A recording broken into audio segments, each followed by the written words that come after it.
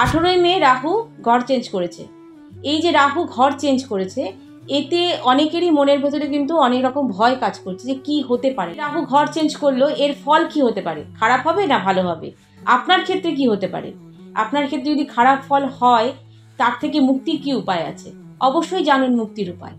কি করবেন, আপনার বাড়িতেই আপনি ঘিয়ের প্রদীপ জ্বালান, সেখানে কোনো একটা পাত্রের ভেতরে আপনি একটু কাজল পারুন, বাড়িতেই প্রদীপের সাহায্যে কাজল পারুন।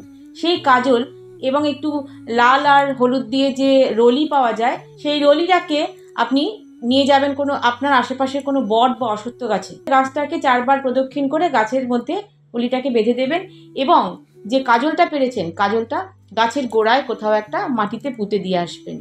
করে দেখুন, অবশ্যই আপনার কিন্তু রাহুদেব আপনাকে প্রচুর অর্থ দান করবে এবং আপনার সমস্ত সমস্যা থেকে তিনি কিন্তু মুক্তি দান করবে। নমস্কার।